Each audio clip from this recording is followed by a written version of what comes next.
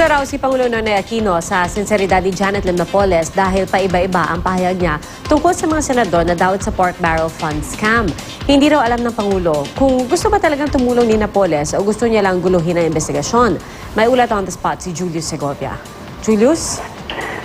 Yes, Pia, nanindigan si Pangulong Noynoy Aquino na hindi niya aalisin sa pwesto ang tatlong kaalyadong opisyal ng gobyerno na nadadawit sa pork barrel fund scam. Kabilang sina Agriculture Secretary Proceso Alcala, DBM Secretary Butch Abad at TESDA Director Joel Villanueva.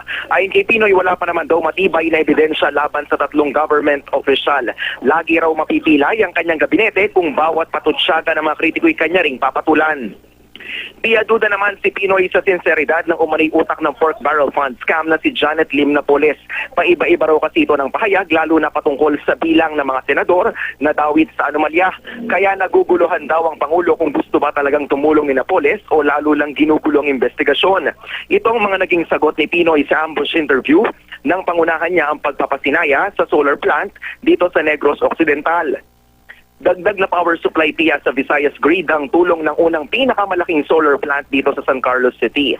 Tulong daw ito para maibalik sa normal ang supply ng kuryente sa Visayas, partikular sa mga lugar na sinalanta ng bagyong Yolanda noong isang taon. Mga European ang namuhunan sa proyektong Sakasol o San Carlos Solar Energy Incorporated. Kabuuang 22 megawatts ang kaya nitong isupply sa rehiyon. Dahil dito, may iwasan ang nangyayari ngayong brownout sa Mindanao. May kapareho rin naman daw na proyekto sa Mindanao, ang kaso, area extensive ang solar plant. Ibig sabihin, kailangan ng malawak na lugar sa gaya nitong planta kaya hindi raw madaling magtayo nito. Katunayan hanggang 1.5 hectares ang kailangan sa kada megawatt ng solar panel. Umaasa naman ang DOEP na mas marami pang maumuhunan ng magtatayo ng kaparehong planta dahil may tax incentive naman daw na bigay sa kanila.